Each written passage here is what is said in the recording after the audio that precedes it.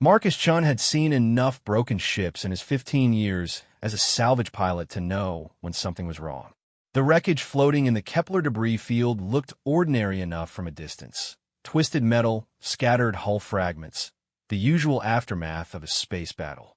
But as his salvage vessel Lucky Strike drew closer, the scanner readings made his stomach drop. The energy signatures were all wrong. Whatever had torn these ships apart hadn't used conventional weapons. The metal wasn't just broken. It was crystallized in places, as if something had fundamentally altered its molecular structure. Marcus had salvaged everything from pirate destroyers to alien research vessels, but he'd never seen damage like this. "Computer, run a deep scan on the debris field," Marcus muttered, adjusting his position in the pilot's seat. The cramped cockpit of the Lucky Strike felt even smaller than usual as anxiety crept up his spine. The ship's AI, a basic model he'd nicknamed Jenny, chirped back in her annoyingly cheerful voice. "Scan complete, Marcus. I'm detecting 17 destroyed vessels of various classifications. Estimated battle occurred approximately 6 hours ago. Warning, unusual energy residue detected throughout the field." 6 hours ago. Marcus frowned. That meant whatever had happened here was recent. Very recent. And if there was unusual energy residue, that could mean the attackers were still in the area. Smart salvage pilots didn't stick around when there might still be hostiles nearby. But Marcus wasn't exactly swimming in credits these days. His last 3 salvage runs had been busts. Either the wrecks had already been picked clean by other scavengers, or they'd been too damaged to contain anything valuable. His ship needed repairs, his food stores were running low, and his creditors were getting impatient. "Jenny, what's the estimated value of salvageable materials in the debris field?" "Based on preliminary scans, I estimate approximately 80,000 credits worth of recoverable technology and materials. However, I must advise caution. The energy signatures are unlike anything in my database." 80,000 credits. That was more than Marcus had made in the last 6 months combined. It would be enough to fix his ship, pay off his debts, and maybe even upgrade some of his equipment. The risk might be worth it. "All right, let's take a closer look. But keep the engines warm and be ready to jump if anything shows up on sensors." Marcus guided the Lucky Strike deeper into the debris field, weaving between chunks of twisted metal and crystallized hull fragments. The ships that had been destroyed here were impressive. Heavy cruisers, battleships, even what looked like the remains of a dreadnought. This hadn't been a minor skirmish. This had been a full-scale battle. But what bothered Marcus most was that all the destroyed ships appeared to be from the same fleet. There were no enemy wrecks mixed in with the debris. Either the attackers had retrieved all their damaged vessels, or they hadn't lost any at all. Neither possibility was comforting. "Marcus," Jenny's voice carried an unusual note of concern. "I'm detecting a life sign." Marcus nearly jumped out of his seat. "What? Where?" "Bearing 247 Mark 15. The signal is weak but consistent with a human biosignature. Source appears to be inside the wreckage of what was once a heavy cruiser. A survivor." Marcus felt his pulse quicken. Rescue operations paid well, especially if the survivor was military or had valuable information. But they were also dangerous. Survivors could be injured, hostile, or worse, they might know what had destroyed their fleet. "How long has the life sign been active?" "Difficult to determine with certainty, but based on the pattern, I estimate the individual has been in some form of stasis or suspended animation for approximately 6 hours. The timing coincides with the battle." Marcus considered his options. He could ignore the life sign and focus on salvaging materials. It was safer, and there was still plenty of valuable wreckage to harvest. But if the survivor was military, the rescue bonus could be substantial. And if they had information about what happened here, that intelligence might be worth even more. "Mark the location. We'll investigate after I check out some of the other wrecks." Marcus spent the next hour carefully maneuvering through the debris field, using the Lucky Strike salvage arms to collect the most valuable pieces of equipment he could find. Advanced sensor arrays, military-grade power cells, even a few intact weapon systems. With each successful recovery, his credit balance in his head kept climbing.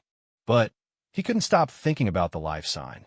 Someone was alive in this graveyard, and leaving them to die didn't sit right with him. Marcus had been in desperate situations before, and he knew what it felt like to hope someone would come looking. Jenny, take us to the life sign location. The wreckage of the heavy cruiser was massive, easily 3 times the size of Marcus's entire ship. The Lucky Strike's lights illuminated twisted corridors and collapsed bulkheads as he searched for a way inside. Finally, he found a breach in the hull large enough for his ship's smaller maintenance pod. "I'm going aboard," Marcus announced, suiting up in his environmental gear. "Keep monitoring for hostiles and be ready for emergency extraction." The maintenance pod was barely large enough for one person, but it was equipped with cutting tools and a small medical bay. If the survivor was injured, Marcus might be able to provide basic treatment until he could get them to a proper medical facility.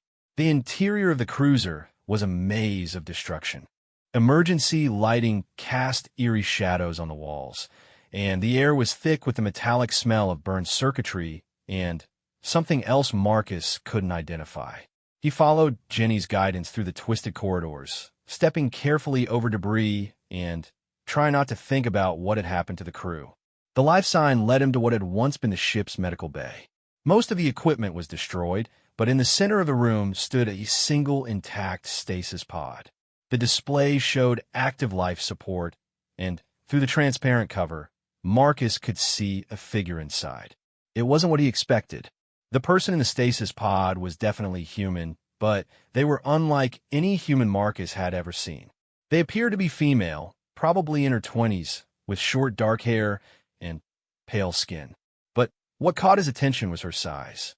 She was tall, easily 6.5 feet, with a muscular build that suggested extensive military training. Her body was covered in what looked like tattoos, but as Marcus looked closer, he realized they weren't tattoos at all. They were scars, hundreds of them, forming intricate patterns across her visible skin. Some are clearly from weapons, blade cuts, burn marks from energy weapons, even what looked like shrapnel wounds. But others were different. They formed geometric patterns that seemed almost ritualistic. "Jenny," Marcus whispered into his comm unit. "What can you tell me about the stasis pod?" "The pod is of human design, but heavily modified.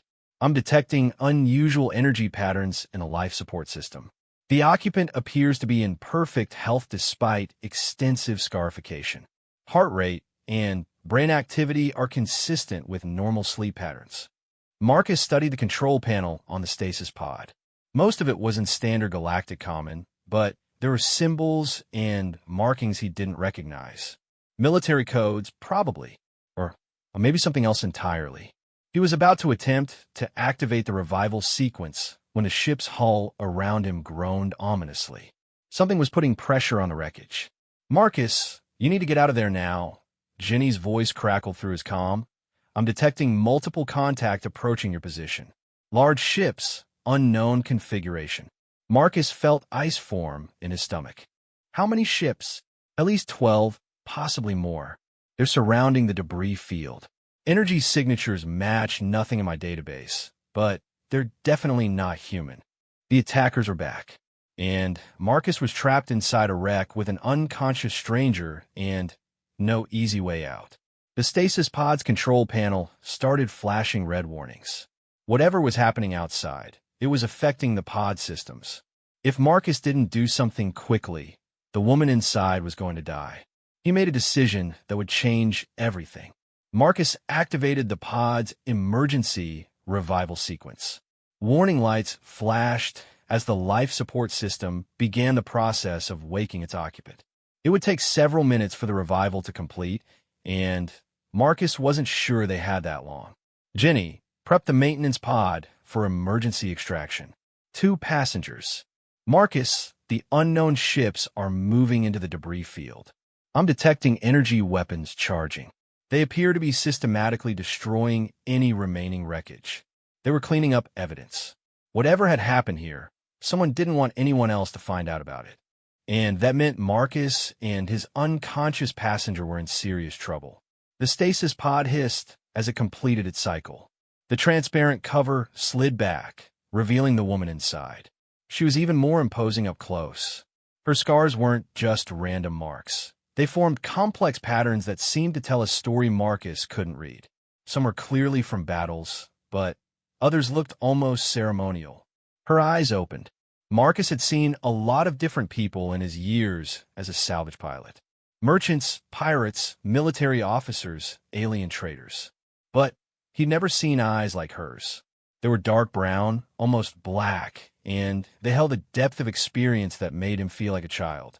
When she looked at him, Marcus felt like she was measuring him, calculating threat levels and tactical options in the space of a heartbeat. She sat up smoothly, showing no signs of disorientation despite having just emerged from stasis. Her movements were fluid and precise, like a predator awakening. "Where's my ship?" she asked. Her voice was calm, controlled, with an accent Marcus couldn't place. "Destroyed," Marcus replied, trying to keep his own voice steady. "The whole fleet is gone. I'm a salvage pilot. I picked up your life sign and came to help." She studied him for a moment, those dark eyes taking in every detail of his appearance, his equipment, his posture. Marcus felt like she was reading his entire life story just by looking at him. "What destroyed them?" she asked. "I don't know, but whoever did it just came back, and they're destroying what's left of the wreckage. We need to get out of here now." The woman stood up, and Marcus realized just how tall she really was. She towered over him, and despite being unarmed and having just awakened from stasis, she radiated a sense of barely contained violence that made his survival instincts scream warnings. "What is your name?" "Salvage pilot," she asked. "Marcus. Marcus Chun. And you are?" She paused for a moment, as if deciding how much to tell him. "I am Kira Thorne." The name didn't mean anything to Marcus, but something in the way she said it suggested it should have. Before he could ask more questions, the ship around them shuddered as something impacted the hull. "They're firing on the wreckage." Jenny's voice crackled through Marcus's calm. "We have maybe 2 minutes before this section is completely destroyed." Kira moved to the medical bay's equipment lockers, pulling out items with the efficiency of someone who knew exactly what she was looking for. A field medkit, emergency rations, a small but wicked-looking knife that she strapped to her thigh. "Your ship," she said to Marcus. "How fast is it?" "Fast enough, but not fast enough to outrun 12 military vessels." 12. Kira's expression changed slightly. For the first time since waking up, she looked surprised. "Only 12. Marcus stared at her. "Only 12? That's enough to destroy a small fleet." "This was a small fleet," Kira said, moving toward the exit. "If only 12 ships destroyed Admiral Crenshaw's task force, then we're dealing with something much worse than I thought." As they made their way back through the twisted corridors of the dying cruiser, Marcus's mind raced with questions. Who was this woman? How did she know about Admiral Crenshaw? And why did 12 enemy ships seem like a small number to her? The maintenance pod was waiting where Marcus had left it, but the trip back to the Lucky Strike felt like it took forever. Behind them, the cruiser was being systematically torn apart by energy beams from the approaching ships. Whoever was attacking didn't want any evidence left behind. Once they were back aboard the Lucky Strike, Marcus wasted no time getting them away from the debris field. His ship wasn't built for combat, but it was small and fast, designed for quick getaways when salvage operations went wrong. As they accelerated away from the destruction, Marcus caught glimpses of the attacking fleet on his rear sensors. The ships were unlike anything he'd seen before, sleek, organic-looking vessels that seemed to flow through space rather than fly. They moved in perfect formation, their energy weapons tearing through the remaining debris with frightening efficiency. "Jenny, plot a course for the nearest inhabited system," Marcus ordered, "and try to stay out of sensor range of those ships." Course plotted for Kepler Station. Estimated travel time, 18 hours. 18 hours alone with a mysterious woman who somehow seemed familiar with military operations and talked about 12 enemy ships like it was a small force. Marcus was beginning to wonder if rescuing her had been a mistake. Kira had taken a seat in the ship's small common area, and was examining the salvage Marcus had collected before finding her. She handled the military equipment with obvious familiarity, identifying components and systems with casual expertise. "This is good equipment," she said, holding up a tactical sensor array. "Recent military issue. The fleet was well equipped." "What happened to them?" Marcus asked. What could destroy an entire task force that quickly? Kira set down the equipment and looked at Marcus with those unsettling dark eyes. "Tell me, salvage pilot, what do you know about the war?" "What war?" "The border conflicts with the Rigel Consortium ended 6 months ago." "Not that war," Kira said quietly. "The real war. The one most people don't know about." Marcus felt a chill run down his spine. There were always rumors in the salvage community about secret conflicts, hidden battles fought far from populated systems. Most pilots dismissed them as conspiracy theories or tall tales. But the woman sitting across from him didn't look like someone who dealt in rumors. "I don't know what you're talking about," Marcus said. Kira studied him for a long moment, then seemed to come to a decision. "Perhaps that's for the best. The less you know, the safer you'll be." But Marcus was beginning to realize that safety might already be out of reach. He'd pulled a stranger from a destroyed fleet, and that stranger clearly knew more about what had happened than she was willing to share. As they flew through hyperspace toward Kepler Station, Marcus couldn't shake the feeling that his simple salvage operation had just become something much more dangerous. Outside the viewports, the stars streaked by in lines of light. But somewhere behind them, those organic ships were still out there, still destroying evidence, still keeping their secrets. And Marcus was beginning to suspect that the woman he'd rescued might be the key to understanding what was really happening in the galaxy. The question was whether that knowledge would save them or get them killed. Marcus couldn't sleep. For the past 6 hours, he'd been lying in his narrow bunk, staring at the ceiling and listening to the familiar hum of the Lucky Strike's engines. Normally, the sound helped him relax. Tonight, it just reminded him that he was trapped in hyperspace with a woman who might be more dangerous than the mysterious ships that had destroyed an entire fleet. Kira had spent most of the trip in the common area, sitting perfectly still in a meditation pose that looked both peaceful and ready for violence. She hadn't eaten, hadn't asked for water, hadn't even seemed to notice when Marcus tried to make conversation. It was like sharing his ship with a statue that occasionally moved. Unable to stand it anymore, Marcus got up and padded quietly to the common area. Kira was exactly where he'd left her, but her eyes opened the moment he entered the room. "You should be resting," she said without turning to look at him. "Hard to rest when I don't know what I've gotten myself into," Marcus replied, settling into the opposite chair. "Those ships that attacked your fleet, I've never seen anything like them. Most people haven't." Kira finally turned to face him, and Marcus noticed something different about her expression. The calculating hardness was still there, but there was something else now. Sadness, maybe, or resignation. "Are you going to tell me what's really going on?" Marcus asked. Kira was quiet for a long moment, studying his face.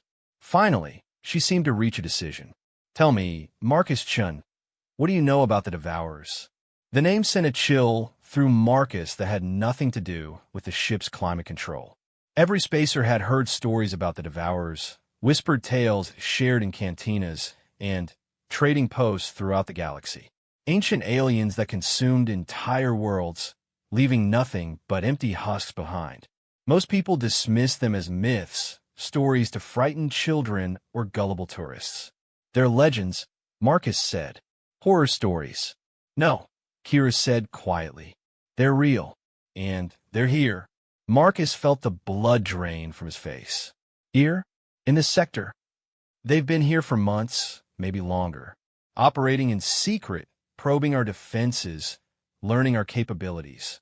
Kira's voice carried the weight of terrible knowledge. Admiral Crenshaw's task force was sent to investigate reports of missing ships and destroyed colonies in the Outer Rim. They found more than they bargained for. But the fleet was destroyed so quickly, Marcus protested. "If the Devourers are real, if they're that powerful, why haven't they attacked the core systems?" "Because they're smart," Kira said. "Smarter than we gave them credit for." They're not interested in a quick conquest. They're planning something bigger, something that will let them consume the entire galaxy without facing organized resistance. The implications hit Marcus like a physical blow. If what Kira was saying was true, then the peaceful galaxy he knew was living on borrowed time. The trade routes he traveled, the stations where he sold his salvage, the entire civilization that supported billions of sentient beings, all of it could disappear. "Who are you?" Marcus asked. "How do you know all this?" Kira rolled up the sleeves of her medical bay outfit, revealing more of the intricate scarring that covered her arms. Marcus had thought they were just random marks from battles, but looking closer, he could see they formed patterns, symbols, a written language carved into flesh. "These scars tell a story," Kira said, tracing one of the larger marks with her finger. "Each one represents a battle fought, an enemy defeated, a world saved. I've been fighting the Devourers for 7 years." 7 years? But the first reports of missing ships only started 6 months ago. The first reports that made it to the core systems, Kira corrected. The Devourers have been operating on the Galactic Rim for much longer. Remote colonies, independent trading posts, exploration vessels, they've been disappearing for years. But no one connected the dots. No one realized there was a pattern. Marcus thought about all the salvage jobs he'd taken in remote systems, all the empty wrecks he'd found with no explanation for how they'd been destroyed. How many of those have been Devourer attacks? "So what's your plan?" Marcus asked. "If this Admiral Crenshaw's fleet is gone, who's going to stop them?" Kira was quiet for a moment, her fingers tracing the scars on her arm in what might have been a nervous habit or some kind of ritual. "There's a facility," she said finally, "deep in the Void Sector. It's where humanity has been developing weapons to fight the Devourers. Admiral Crenshaw was supposed to escort me there, but—" She gestured vaguely in the direction they'd come from, where the debris field was still being systematically destroyed. "So we go there," Marcus said. "I can change course, take you to this facility." "It's not that simple," Kira replied. "The facility is in Devourer-controlled space. Getting there alive would require careful planning, specialized equipment, and a lot of luck. Your salvage ship isn't equipped for that kind of mission." "Then, what do you suggest?" Before Kira could answer, Jenny's voice echoed through the ship's intercom. "Marcus, I'm detecting something unusual. We're being followed." Marcus and Kira exchanged glances before rushing to the cockpit. The main display showed the standard hyperspace tunnel streaming past, but Jenny had highlighted 3 contacts maintaining position behind them. "How long have they been there?" Marcus asked. "Uncertain. They're using some kind of stealth technology that's interfering with my sensors. I only detected them because they moved slightly out of formation 3 minutes ago." Marcus felt his stomach drop. "Devourers?" "No," Kira said, studying the sensor readings. "These are human ships, military configuration, but not standard fleet vessels." She frowned at the display. "They're running silent. No transponder signals, no communication attempts." "Pirates," Marcus suggested hopefully. "Pirates don't have stealth technology this advanced," Kira said, "and they don't tail ships through hyperspace unless they're very confident in their capabilities." The implications were troubling. If human ships were following them with military-grade stealth systems, it meant someone with significant resources wanted to know where they were going. And given what had happened to Admiral Crenshaw's fleet, that someone might not have good intentions. "Can we lose them?" Kira asked. Marcus studied his ship's capabilities on the display. The Lucky Strike was fast and maneuverable, but it wasn't a military vessel. Against 3 ships with advanced technology, their options were limited. "Maybe," Marcus said, "but we'd have to drop out of hyperspace to do it, and that would tell them exactly where we are." "They already know where we are," Kira pointed out. "The question is whether we want to face them here in hyperspace or in normal space, where we have more options." Before Marcus could respond, one of the pursuing ships moved closer, close enough that Jenny's sensors could get a better reading. "Marcus," Jenny's voice carried an unusual note of concern. "I'm detecting weapon systems charging on the lead vessel. I believe they intend to attack. Attack in hyperspace." Marcus stared at the display in disbelief. That's impossible. Weapons don't work in hyperspace. These ones apparently do, Kira said grimly. Drop us out. Now. Marcus's hands moved across the controls without conscious thought, initiating an emergency drop from hyperspace. The sensation was always unpleasant, like being turned inside out and then snapped back into shape, but this time was worse. The Lucky Strike shuddered as it transitioned back to normal space, warning lights flashing across the control panel. They emerged in deep space between star systems, surrounded by nothing but empty void and distant stars. But they weren't alone. The three pursuing ships dropped out of hyperspace moments later, forming a triangle around the Lucky Strike. This is Commander Sarah Mitchell of the Terran Defense Intelligence Division. A voice crackled over the communication system. Prepare to be boarded. Marcus had never heard of the Terran Defense Intelligence Division, but Kira's reaction told him everything he needed to know. She went rigid in her seat, her hands moving instinctively toward weapons she didn't have. What's the TDD? Marcus asked quietly. Intelligence Agency, Kira said, her voice tight with tension. Black Ops. If they're here, it means someone very high up in the government knows about the Devourers and wants to control the information. The lead ship moved closer, and Marcus could see it clearly now. It was sleek and aggressive-looking, bristling with weapon systems that were definitely not standard military issue. The kind of ship designed for missions that officially didn't exist. Marcus Chun, Commander Mitchell's voice continued. You are harboring a fugitive from Terran justice. Surrender Kira Thorne immediately, and you will not be harmed. Fugitive? Marcus looked at Kira in shock. It's complicated, Kira said. We're waiting for your response, Mr. Chun, Commander Mitchell said. But not for long. My orders are quite specific regarding the capture of Kira Thorne. Marcus felt like his head was spinning. First mysterious alien ships destroying fleets, then ancient galaxy-devouring monsters, and now government agents calling his passenger fugitive. His simple salvage operation had turned into something out of a nightmare. What did you do? He asked Kira. I learned the truth, Kira replied. And some people in the government didn't want that truth to spread. Before Marcus could ask what she meant, the TDID ships moved into attack position. Their weapons were definitely charging now, energy readings spiking across Jenny's sensors. They're not going to wait much longer, Marcus said. Whatever you did, is it worth dying for? Kira looked at him with those dark, intense eyes. Marcus, what I'm about to tell you will change everything you think you know about this war. The Devourers aren't just attacking random targets. They're being guided by someone human. The words hit Marcus like a physical blow. What? There are humans working with the Devourers, Kira continued. High-ranking officials in the government and military. They're helping plan the attacks, providing intelligence about our defenses. In exchange, they've been promised positions of power in whatever civilization the Devourers establish after they finish consuming our galaxy. Marcus stared at her in horror. That's impossible. No human would willingly help creatures that want to destroy everything we've built. Some humans will do anything for power, Kira said bitterly, even betray their own species. I discovered evidence of the collaboration during a mission on the Rim.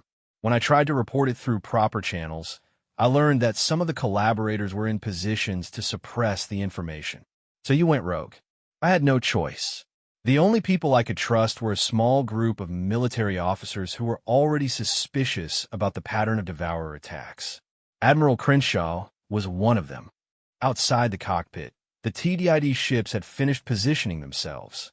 Commander Mitchell's voice crackled over the comm again, more impatient this time. Mr. Chun, you have 30 seconds to comply with our demands. After that, we will be forced to take more direct action.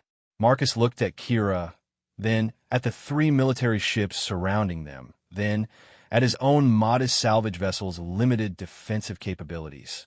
By any rational calculation, they were doomed. He should surrender Kira to the TDID agents and hope they would let him go. But something about the whole situation felt wrong. If Kira was lying, she was the most convincing liar he'd ever met. And If she was telling the truth, then surrendering her to government agents might be condemning the entire galaxy to destruction. Jenny, Marcus said quietly, what are options for getting out of here? Limited, the AI replied. However, I have been analyzing the deployment pattern of the TDID vessels. There's a narrow window of opportunity if we can create a sufficient distraction. What kind of distraction? The salvaged military equipment you recovered from the debris field includes several items that could be repurposed as makeshift weapons or defensive measures. Marcus looked at Kira. Can you do something with military equipment? A grim smile crossed Kira's face. Marcus Chun, you have no idea what I can do with military equipment. Time's up, Mr. Chun, Commander Mitchell announced. Boarding tubes are deploying. Marcus made a decision that would either save them or get them killed. Do it. Kira was already moving, heading for the equipment storage with the fluid grace of a predator. Marcus focused on the ship's controls, preparing for the most dangerous maneuver of his career. Outside, the TDD ships closed in, their boarding tubes extending like the tentacles of some mechanical beast. But they were about to learn that Kira Thorne hadn't survived 7 years of fighting the galaxy's most dangerous enemies by giving up easily. The real battle was about to begin. Marcus had always thought of himself as reasonably competent in a crisis. 15 years of salvage work had taught him to stay calm under pressure, think quickly, and adapt to unexpected situations. But watching Kira work with the salvaged military equipment was like watching an artist create a masterpiece, if that artist happened to specialize in weapons of mass destruction. In less than 3 minutes, she had transformed a collection of random components into what looked like a sophisticated electronic warfare device. Her hands moved with mechanical precision, connecting power cells to sensor arrays, linking targeting computers to communication systems, all while the TDID ships extended their boarding tubes toward the Lucky Strike. What exactly are you building? Marcus asked, trying to keep the nervousness out of his voice. Insurance, Kira replied, making final adjustments to her improvised device. The TDD ships are using advanced stealth technology, but all stealth systems have weaknesses. I'm going to exploit those weaknesses. A metallic thunk echoed through the ship's hull as the first boarding tube made contact. Warning lights flashed across the control panel as the TDD agents attempted to override the Lucky Strike's airlock systems. They're trying to force entry, Jenny announced helpfully. How long can the airlock hold them? Marcus asked. Against standard boarding equipment, approximately 10 minutes. Against military-grade cutting tools, perhaps 3 minutes. Marcus had pulled off some impressive escapes in his salvage career, but 3 minutes wasn't much time for a miracle. Kira activated her device, and immediately every screen in the cockpit filled with cascading data streams. There, she said with satisfaction. I'm mapping their stealth field generators and weapon systems. Their ships are more vulnerable than they want us to think.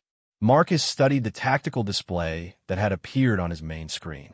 The 3 TDD ships were indeed heavily armed, but Kira's analysis showed several critical weaknesses in their design. They were built for intimidation and quick strikes, not for prolonged combat. Can we fight them? Marcus asked. We don't need to fight them, Kira said. We just need to survive long enough to get away. A new sound echoed through the ship, the high-pitched whine of cutting tools eating through metal. The TDID agents had given up on subtle infiltration and were simply cutting their way in. They're through the outer airlock, Jenny reported, cutting through the inner door now. Kira moved to the ship's internal defense controls, her fingers flying over the panel with practiced ease. Marcus, when I give the signal, activate your ship's emergency thrust system. Maximum burn, straight toward that moon. Marcus looked at the tactical display. There was indeed a small moon nearby, probably a captured asteroid with minimal gravity. It wasn't much of a destination, but it was something. What about the boarding party? Marcus asked. Leave them to me. The cutting sound stopped. Through the ship's internal sensors, Marcus could see armored figures moving through the corridors toward the cockpit. The TDD agents were professional and efficient, advancing with military precision. That was when Kira approved why she had survived 7 years of fighting the galaxy's deadliest enemies. She had somehow managed to weaponize the ship's internal atmosphere system. As the TDD agents rounded the corner leading to the cockpit, Kira triggered a controlled release of pressurized gas, mixed with what Marcus realized were microscopic particles from the ship's air filtration system. The effect was immediate and devastating. The agents' helmet displays fogged over, their movement became erratic, and their formation collapsed as they struggled with compromised equipment and reduced visibility. "Now!" Kira shouted. Marcus activated the emergency thrust system, and the Lucky Strike shot forward with enough acceleration to slam both him and Kira back into their seats. Behind them, the TDD ships were caught off guard by the sudden movement. Their boarding tubes, still attached to the Lucky Strike, were torn away in a shower of sparks and venting atmosphere. But the agents' ships recovered quickly. Within seconds, they were in pursuit, their superior engines closing the distance rapidly. "They're faster than us," Marcus said, watching the tactical display with growing alarm. "Not for long," Kira replied, working frantically with her improvised electronic warfare device. "I'm going to disrupt their stealth fields. When those systems fail, it'll create a massive energy feedback loop." Marcus watched in amazement as Kira's device sent penetrating signals toward the pursuing ships. At first, nothing seemed to happen. Then, one by one, the TDID vessels began to flicker on the sensors as their stealth systems struggled with the interference. The first ship's stealth field collapsed entirely, revealing the vessel's true size and configuration. It was larger than Marcus had realized, bristling with weapons and sensor arrays. But something was wrong with its power distribution. Warning lights flickered across its hull as internal systems struggled to compensate for the stealth field failure. "Their power grid is overloading," Kira observed with professional satisfaction. "Military stealth systems draw enormous amounts of energy. When they fail suddenly, it can cascade through the entire ship." The second ship suffered the same fate moments later. Its stealth field collapsed in a burst of energy that temporarily blinded Marcus's sensors. When the interference cleared, the ship was tumbling slowly, its engines dark and its weapon systems offline. The third ship, however, was more resilient. Its commander had apparently realized what was happening and shut down the stealth system manually before it could overload. The ship continued its pursuit, closing rapidly on the Lucky Strike. "One down, one disabled, one still coming," Marcus reported. "That's better odds than we had a minute ago," Kira said. The remaining TDD ship opened fire with precision energy weapons that lit up the space around the Lucky Strike. Marcus threw his ship into evasive maneuvers, using every trick he'd learned in 15 years of dodging pirates and hostile aliens. But the TDID ship was faster and more heavily armed. It was only a matter of time before one of its shots connected. That was when Marcus realized they were approaching the small moon he'd noticed earlier. It was larger than he'd thought, and it wasn't just a captured asteroid. There were structures on the surface, abandoned mining facilities, empty landing pads, the skeletal remains of what had once been a thriving industrial complex. "There's something down there," Marcus said. "The moon isn't uninhabited." Kira studied the sensor readings with suddenly intense interest. "Not uninhabited," she corrected. "Abandoned, but not by humans." Marcus felt a chill that had nothing to do with the ship's climate control. "Devourers?" "No," Kira said slowly. "Something else. Something older." She paused, studying the readings more carefully. "Marcus, take us down to the surface. Land near those central structures." "Are you insane? That TDID ship will follow us down and blast us to pieces." "Trust me," Kira said, and something in her voice made Marcus realize he didn't have much choice. He angled the Lucky Strike toward the moon's surface, diving through the thin atmosphere toward the abandoned structures. Behind them, the TDID ship followed, its energy weapons charging for a killing shot. They landed hard on a flat area between several large buildings that looked like they had been carved from solid rock. The structures were massive, far larger than anything humans would build for a mining operation. And the architecture was wrong. Flowing, organic curves that seemed more grown than constructed. What is this place? Marcus asked as they hurried through the ship's corridors toward the exit. A predecessor site, Kira replied, gathering equipment from the salvage materials. The predecessors were the dominant species in this galaxy millions of years ago. It disappeared long before humans evolved, but they left behind technology that makes our best weapons look like stone tools. Outside, the TDID ship was landing, its engines kicking up clouds of dust and debris. Marcus could see armored figures emerging from its cargo bay, moving with military precision toward the Lucky Strike. So what's your plan? Marcus asked. The predecessors built defensive systems into their installations, Kira explained, leading him toward the largest of the abandoned structures. If we can activate them, the TDID agents won't be a problem anymore. If you can activate them. You're talking about alien technology that's millions of years old. I've done it before, Kira said simply. They reached the entrance to the largest building just as energy weapon fire erupted behind them. The TDD agents had surrounded the Lucky Strike and were advancing toward their position with tactical discipline. The building's entrance was sealed by what looked like solid stone, but as they approached, Marcus could see that it was actually some kind of advanced material that resembled rock. Kira placed her hand against a specific spot on the surface, and suddenly the wall began to shift and flow, creating an opening large enough for them to enter. How did you know how to do that? Marcus asked in amazement.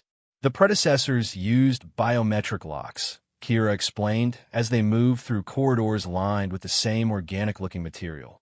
But they were designed to recognize any sentient life form, not just predecessors. It was part of their philosophy.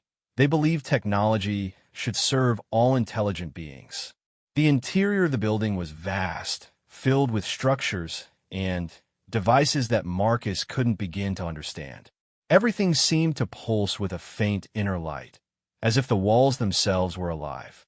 The architecture flowed like water frozen in time, creating spaces that felt both ancient and futuristic. There, Kira said, pointing toward a raised platform in the center of the main chamber. That's the control nexus. They climbed the platform, which was covered in what looked like organic control panels. Symbols and patterns shifted across the surfaces, responding to their presence.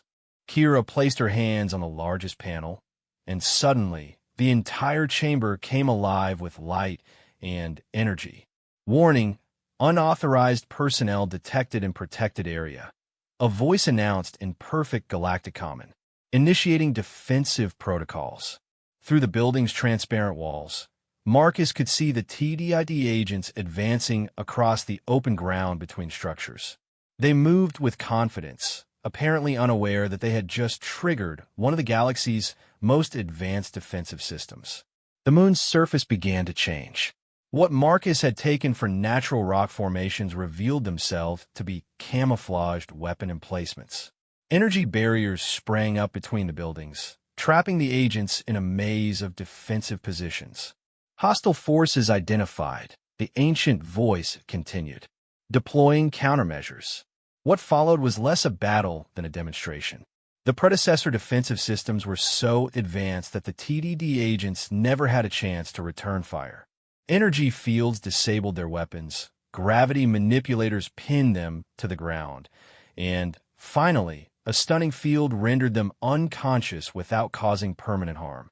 The predecessors weren't a violent species, Kira explained as they watched the brief engagement through the building's sensors. Their defensive systems are designed to neutralize threats without killing unnecessarily. Within minutes, it was over. The TDD agents lay unconscious on the moon's surface, their ship disabled by precision energy bursts that had shut down its engines and weapons without destroying the vessel. Threat neutralized, the ancient voice announced. Defensive systems returning to standby mode. Marcus stared at the unconscious agents, then at the amazing technology surrounding them, then at Kira. You've done this before. How many predecessor sites do you know about? 7, Kira replied. Maybe 8, depending on whether that installation near the void sector is actually predecessor or something else entirely. The facility you mentioned earlier, Marcus realized, the one where humanity is developing weapons to fight the Devourers. Is that a predecessor site? Kira nodded. The most important one we've found. It contains technology that could give us a real chance against the Devourers, but only if we can reach it and activate the systems before the collaborators shut down the project. Marcus looked out at the disabled TDID ship and the unconscious agents. What happens when they wake up? They'll report back to their superiors that we escaped using unknown alien technology, Kira said. That will buy us some time, but not much. The collaborators know about predecessor sites, too. They've been searching for them, trying to claim the technology for themselves. For themselves? Or for the Devourers? Both, Kira said grimly. The collaborators think they can use predecessor technology to make themselves indispensable to the Devourers. They believe that if they can offer advanced weapons and defensive systems, the Devourers will spare them when the rest of humanity is consumed. Marcus felt sick. The idea that humans would actively help alien monsters destroy their own species was almost impossible to comprehend. But he was beginning to understand that the galaxy was a much more dangerous and complex place than he had ever imagined. So what's our next move? Marcus asked. We get to the Void Sector facility before the collaborators can shut it down, Kira said, and we activate the weapons systems the predecessors left behind. What kind of weapons are we talking about? Kira's expression grew grim. The kind that can destroy entire star systems. Marcus, the predecessors were a peaceful species, but they weren't naive. They knew that someday they might face an enemy that couldn't be reasoned with or defeated by conventional means. Marcus stared at her. You're talking about superweapons. I'm talking about the only thing that might be able to stop the Devourers before they consume everything we've built, Kira replied. The question is whether we can reach the facility in time, and whether we'll be able to convince the people there to trust us with that kind of power. As they prepared to leave the predecessor site and continue their journey, Marcus couldn't help but wonder how a simple salvage pilot had gotten involved in a conflict that would determine the fate of the entire galaxy. But looking at Kira, watching the way she handled ancient alien technology with practiced ease, he was beginning to suspect that there was much more to his passenger than she had revealed. The real question was whether he was ready for whatever truth she had yet to share. The journey to the Void Sector took 3 days, and during that time, Marcus learned things about his passenger that changed everything he thought he knew about the war against the Devourers. Kira Thorne wasn't just a soldier who had discovered evidence of human collaboration with the enemy. She was the galaxy's most effective Devourer hunter, a one-woman army who had personally destroyed more enemy vessels and installations than entire military fleets. The scars covering her body weren't just random battle wounds. They were a deliberate record of every significant victory against an enemy that most people still believed was mythical. The first time I encountered a Devourer ship, Kira told him as they sat in the Lucky Strike's small common area, I was a junior officer on a patrol vessel near the Galactic Rim. We received a distress call from a research station and went to investigate. She traced one of the larger scars on her forearm, a jagged line that looked like it had been made by claws. When we arrived, the station was still there, but it was wrong.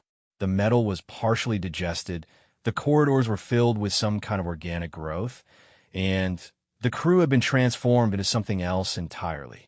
Marcus felt his stomach turn. Transformed. The Devourers don't just consume matter and energy, Kira explained. They assimilate biological material, incorporating it into their own structures. The research team had been turned into living components of the Devourer ship that had attacked them. The thought of human beings being transformed into alien ship parts was horrifying beyond description.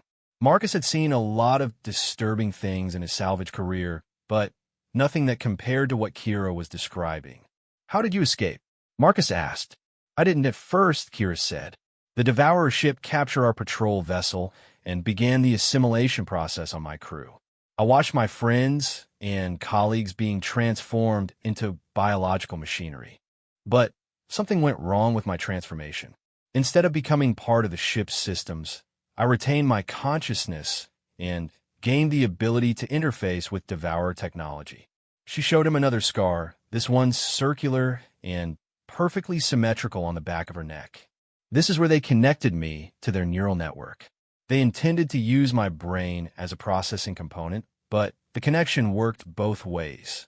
I learned how their technology functions, how their ships are organized, what they're really planning for our galaxy. Marcus stared at the scar, realizing what it meant. You were inside their network. You know how they think. For 3 days, Kira confirmed. Long enough to understand that they're not just mindless consumers. They're incredibly intelligent, and they have a long-term plan for this galaxy that goes far beyond simple destruction. What kind of plan? They want to transform our entire galaxy into a single living organism, Kira said. Every planet, every star, every trace of matter and energy, all connected through a biological network that they control. And they want to keep the intelligent species alive to serve as processing nodes in that network. The scale of it was almost impossible to comprehend. Marcus tried to imagine what it would be like to have every human being in the galaxy transformed into a biological component of some vast alien intelligence. That's why some humans are willing to collaborate, he realized. They think they'll be given privileged positions in this new order. Exactly. The collaborators have been promised that they'll retain more of their individual consciousness than the general population. They'll be administrators in the new biological network, overseeing the transformed masses. But you escaped from their ship. How? Kira's expression grew grim. I killed the crew of my patrol vessel myself. They were still partially conscious, still aware of what was happening to them, and they begged me to end their suffering. So I overloaded the Devourer's ship's biointegration systems and used the resulting chaos to escape. The weight of what she was describing settled over Marcus like a physical burden. This woman had been forced to mercy kill her own friends to prevent them from being turned into alien ship components. No wonder she carried herself like someone who had seen the worst the galaxy had to offer. After that, Kira continued, I dedicated my life to fighting them. I learned to use their own technology against them, to think like they think, to anticipate their strategies. And I discovered something important. They can be defeated, but only if we're willing to use weapons as terrible as they are. The predecessor facility in the Void sector, among other things. But, Marcus, there's something else you need to know before we arrive. Kira looked at him with those dark, intense eyes. The facility isn't just a weapons development site. It's also where they're holding the most dangerous Devourer specimen ever captured. Marcus felt ice form in his stomach. What do you mean? 2 years ago, a joint human-alien task force managed to capture a Devourer command ship intact. The vessel contained a high-level Devourer intelligence, essentially one of their generals. Instead of destroying it, the research team decided to study it, to learn how their command structure works. Please tell me they kept it properly contained. They tried, but Devourer intelligences are incredibly adaptive. It's been slowly corrupting the facility's systems, turning the researchers against each other, manipulating the data to make its own escape look like the logical choice. Marcus realized what she was implying. The facility is compromised. Not entirely, but it's getting worse. And if the Devourer intelligence escapes, it will have access to all the research data, all the predecessor technology, and detailed information about human defensive capabilities. So we're flying into a trap. We're flying into the most dangerous place in the galaxy, Kira corrected. But it's also our only chance to acquire weapons capable of stopping the Devourer invasion. They emerged from hyperspace at the edge of the Void sector, and Marcus immediately understood why the region had earned its name. Space here was darker than anywhere else he'd ever been, with vast empty areas between scattered star systems. It felt dead, abandoned, like the galaxy itself was holding its breath. Jenny, scan for the research facility, Marcus ordered. Scanning, the AI replied. After a moment, I'm detecting a massive artificial structure approximately 2 light minutes away. The energy signature is unlike anything in my database. On the main display, the facility appeared as a complex arrangement of interconnected structures built around what looked like a small artificial moon. The architecture was clearly predecessor in origin, but it had been extensively modified with human technology. Docking bays, communication arrays, and defensive installations have been grafted onto the ancient alien structures. There, Kira said, pointing to a section of the facility that seemed to pulse with a different kind of energy. That's where they're holding the captured Devourer intelligence. As they approached the facility, Marcus's sensors detected dozens of other ships in the area. Most were human vessels, research ships, military escorts, supply transports. But there were also several alien designs he didn't recognize, and a few ships that seemed to combine multiple technologies in ways that looked almost organic. Marcus, Jenny's voice carried an unusual note of concern. I'm detecting some anomalous readings from the facility. Energy patterns that suggest significant internal damage or system instability. Before Marcus could respond, his communications system crackled to life. Unidentified vessel. This is Void Station Control. State your identification and purpose. Kira moved to the communication controls. This is Agent Kira Thorne, returning from reconnaissance mission Omega-7. I have critical intelligence regarding Devourer fleet movements and require immediate access to Command Level Alpha. There was a pause, followed by the sound of multiple voices discussing something in the background. Finally, the controller responded. Agent Thorne, you're listed as missing in action. Please stand by for security verification. We don't have time for security verification, Kira said urgently. The Devourers are mobilizing for a major offensive. Every minute we delay, the communication channel suddenly filled with static, then cleared to reveal a different voice. This one was electronically distorted, inhuman in its precision. Kira Thorne, the voice said, and Marcus felt his blood turn to ice. You have returned at last. We have been waiting for you. Kira went pale. The Devourer intelligence. It's taken control of the facility's communication systems. Indeed, the voice continued. And soon, we will take control of much more. Your arrival is most fortuitous. We have learned much about human technology during our time here. Your species shows remarkable potential for integration into our network. Marcus looked at the massive facility on his display, then at Kira's grim expression. What's our play? We dock and fight our way to the predecessor weapon systems before the Devourer intelligence can fully take control, Kira said. It's not an ideal plan. It's a terrible plan.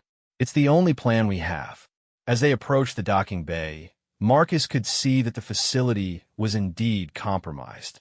Some sections showed signs of the same biological growth that Kira had described from her first encounter with the Devourers. Organic material was spreading through the corridors, converting human technology into something alien and wrong. But there were still humans fighting back. Through the facility's transparent sections, Marcus could see armed figures moving through the corridors, engaging in running battles with creatures that looked like a horrific fusion of human and alien biology. The research staff, Kira observed, some of them are still fighting. That gives us a chance. They docked at a bay that seemed relatively free of organic contamination, though Marcus could see strange growths beginning to form around the edges of the airlock. As they prepared to disembark, Kira gathered the most advanced pieces of salvaged military equipment she could carry. Stay close to me, she told Marcus.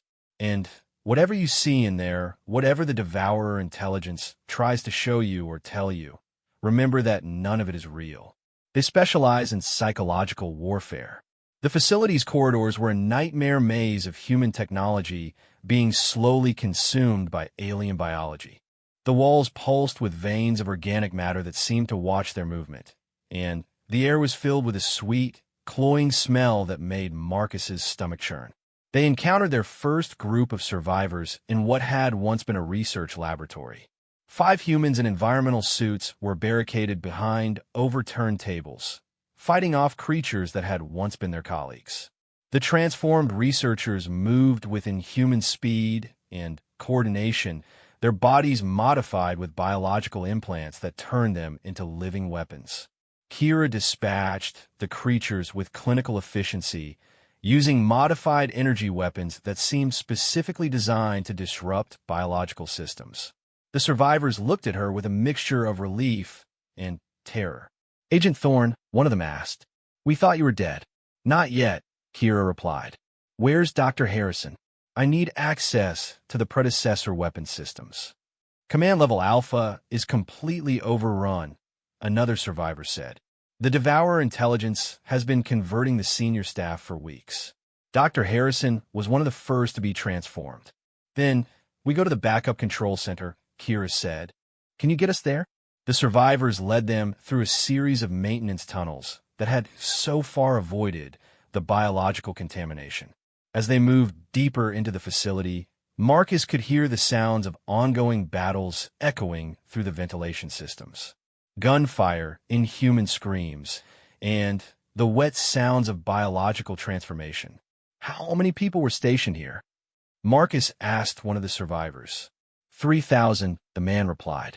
"Last count, maybe 500 are still fully human. The rest have been changed."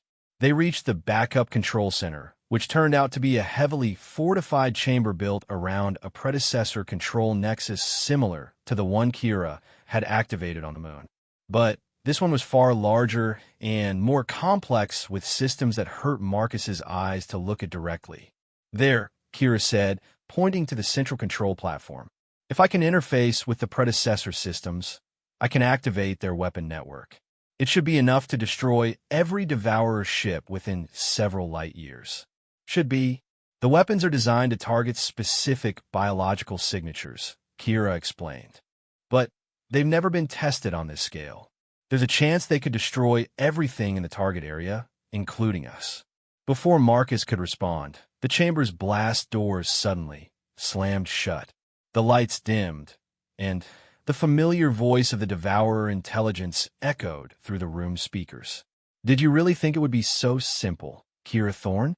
We have been preparing for your return. We know what you intend to do."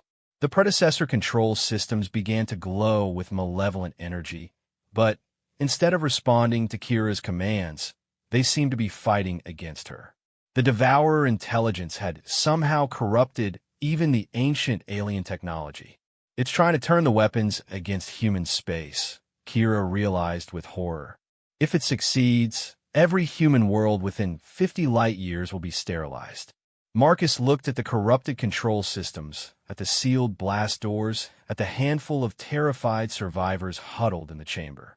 The galaxy's most advanced weapons were about to be turned against humanity by an alien intelligence that viewed their entire species as raw material for biological transformation. But then he remembered something Kira had told him about predecessor technology. It was designed to serve all intelligent beings, not just the predecessors themselves. "The biometric locks," Marcus said suddenly. "You said predecessor technology responds to any sentient life form." Kira's eyes widened as she understood what he was suggesting.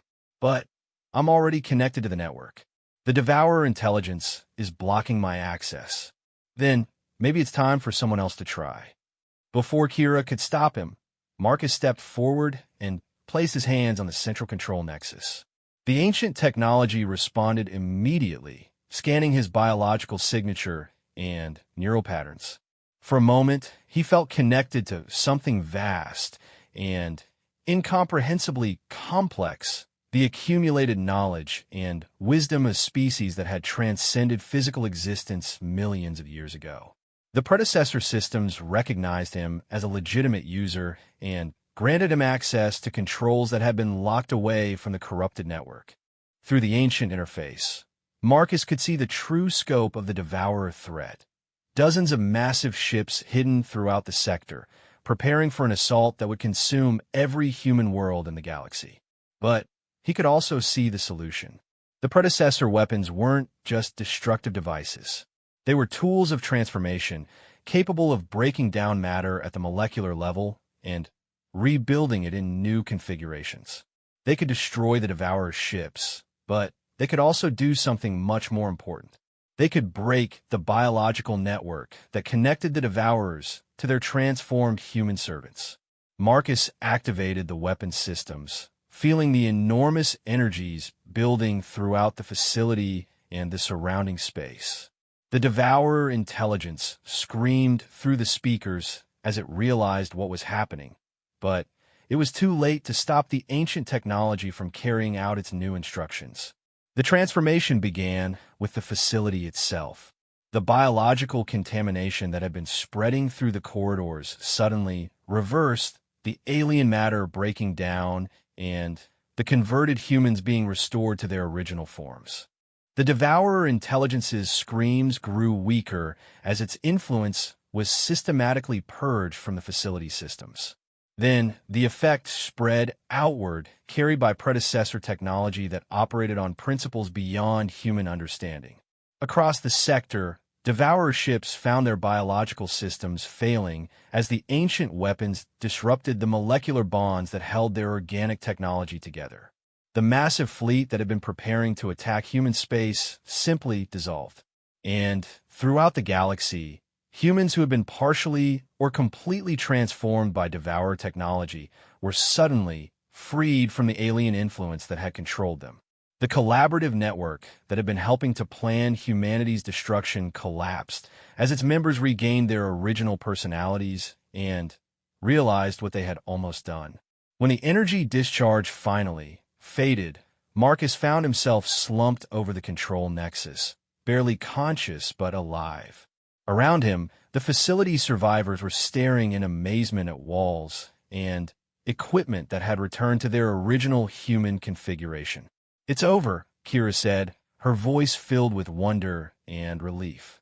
"The Devourer fleet in this sector is completely destroyed, and their influence over transformed humans has been broken." Marcus managed to stand up, though his legs felt like they were made of water. "What about other sectors? There could be more Devourer forces elsewhere in the galaxy." "There probably are," Kira admitted. "But now we know how to fight them. And we have predecessor technology that can be used to free any humans who have been transformed or corrupted." Through the facility's viewports, Marcus could see the wreckage of dozens of Devourer ships drifting in space, their organic hulls breaking apart as the alien biology that held them together failed. It was a sight that would have been impossible to imagine just a few days ago. "So what happens now?" Marcus asked. "Now we make sure this never happens again," Kira replied. "We use the predecessor technology to build defenses that can protect the galaxy from any future Devourer incursions. And we make sure that humanity never again comes so close to being consumed by an alien intelligence."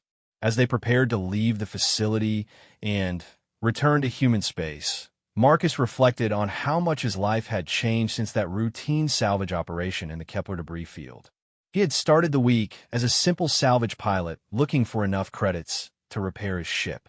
He was ending it as one of the people responsible for saving human civilization from an enemy most people didn't even know existed. But looking at Kira, seeing the satisfaction on her scarred face as she watched the destruction of the Devourer fleet, Marcus realized that some battles were worth fighting, no matter how impossible they seemed. The galaxy was safe, at least for now, and that was enough.